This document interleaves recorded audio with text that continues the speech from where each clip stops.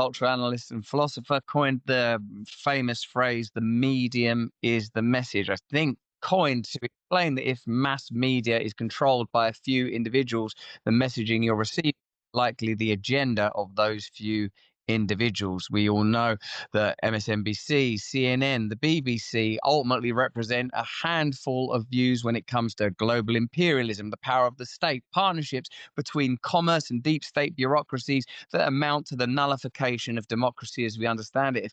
If the medium really is the message, these days media has changed radically, and Charlie Kirk is perhaps a martyr not just for Christianity or republicanism or conservatism, but for this new form of media where everybody can have a voice. Maybe it's a free market ideology where the best messaging will succeed, but maybe there are other factors too. Certainly, Sage just expressed her concerns about her own young adult children receiving a good amount of their information from TikTok and from other short form platforms.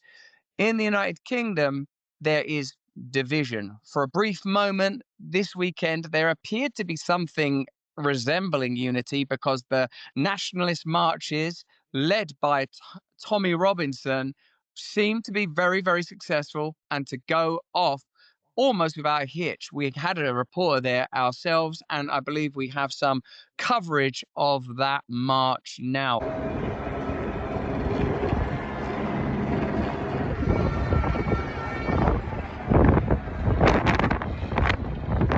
It was a very well attended march. My friend Joe went, and he said that it was jubilant in the main. There was some solemnity, and there was a celebration and honoring of Charlie Kirk was part of it. What perhaps fascinated me most of all, it was that the counter protests seemed pallid, listless, pale, and awful, even for a kind of Antifa inspired movement. Masked denizens of basements everywhere that wouldn't show their faces and couldn't really show their colors. What's fascinating is Elon Musk appeared and spoke at that march, excuse me, but via satellite or via some kind of link up, of course.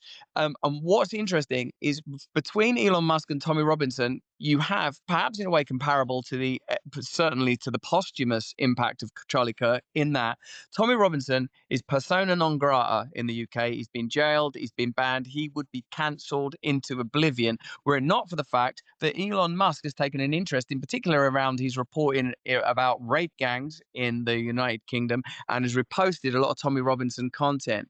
So now you have a robust nationalist movement that's entirely outside of state-sanctioned centralized control. And even those people on the left that were in attendance are in agreement with the majority of those marchers on one thing: Keir Starmer and the current UK government are in total failure and near collapse. Here, I think, is some of Elon Musk's conversation with Tommy Robinson. And I really want to hear what both of you think about what this means, particularly in the light of Charlie Kirk's death, for new politics, i.e. someone that is outside of the British political system, Elon Musk, who's essentially now a sort of, at least in this role, a magnate for media and communications, and a marginal peripheral and, in some quarters, despised figure like Tommy Robinson are able to create and generate this kind of interest. What does it say about the British government? What does it say about media and communications? And what does it say about the future of the UK? Let's have a look at the Elon Musk clip, I think it is.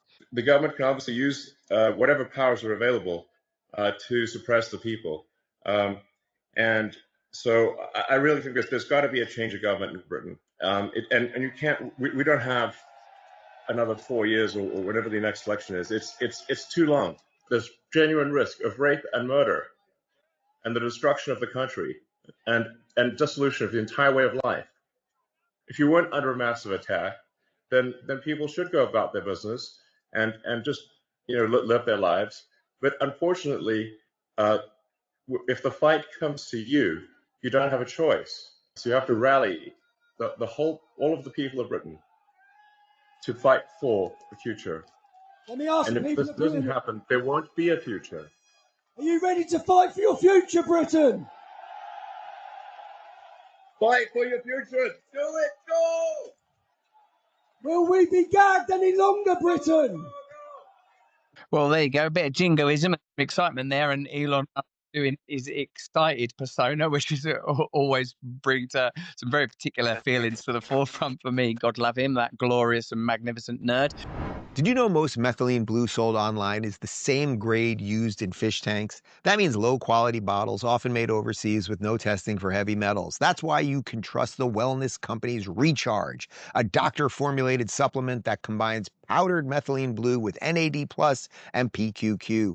Unlike the sketchy stuff you'll find on Amazon, this methylene blue is USP grade, ensuring top tier purity for maximum safety and effectiveness. Recharge is designed with research-backed ingredients to optimize brain function, support cellular repair, and deliver clean, lasting energy. The result? Enhanced mental clarity, sharper focus, sustained energy, and protection against cognitive decline. And don't worry, it won't turn your tongue blue. Choose a trusted formula made for your body, not for fish tanks. Feel the difference with Recharge. Head on over to twc.health/Rubin and use code Rubin to get 15% off plus free shipping. That's twc.health/Rubin, code Rubin for 15% off. Dave, what do you think about that movement, and do you see that turning into real political collateral? And what do you think it indicates about the UK, mate? Well, Russell, you asked three questions, right, when you threw into that. I had to write them all down because you say a lot of things per sentence. So first, as for the British government is completely screwed. Keir Starmer, I don't know. Look, I know I'm in my own bubble, as we all are. I don't know anyone that supports the guy. You're right. Now the left is turning on him too. He's been just like a middle management nothing that for the most part people can fully see through. He also had a lot to do with the hiding of the Pakistani rape gang. So he's on his way out one way or another. He's either not radical enough for the left or he's just too transparently nothing for the right. So he's done. The media portion we discuss all the time. I mean, I think this again represents to see Elon showing up with Tommy Robinson, who you're right, has been kicked out of every mainstream institution in your country. Piers Morgan won't even have him on his show. You know, I had Tommy on my show in 2016. We were supposed to have him on yesterday, but subsequently, because there was that was such a huge event, he had to postpone because he's doing a lot of media now. But like, this is a guy who he's not racist. He's fighting for his country. I don't know all of his political beliefs, but there's just simply no reason to think that he wants anything much more grand than Britain for British people to have some values that were consistent with what your country had for quite literally thousands of years. I don't think there's a racial component to that per se, but sometimes there's different cultures are different, and let's just leave that there. And then the final question that you asked was about the future of the UK. That's the first time I've seen anything out of the UK in the last 10 years that gave me any hope for your country. I've been to the UK probably once a year for the last 10 years, usually just London area, Oxford, Cambridge, that kind of thing. And every single time it seems worse, but not only does it seem worse, it seems like the hope is gone. And Carl Benjamin, who you guys might know, he goes by the name of Sargon of Akkad on YouTube, or he used to go by that when he became real famous, but now Carl Benjamin. He tweeted out something like a year ago that I thought was really interesting. He's like, you know, if you walk around London, you don't see any real Brits anymore. You see a lot of Islamists and whatever. He said, if you want to find real Brits, they're all in the pub at 11 a.m. And it's like, well, that is a problem on multiple levels. You don't see the people you're supposed to see on the street, and the people who might defend your country are actually getting drunk because they know the party's over. So the fact that there were some estimates of about 2 million people out there is an unbelievably inspiring sign. And having Elon involved, which we know how integral he was to getting Trump reelected, like maybe there is a little hope across the pond.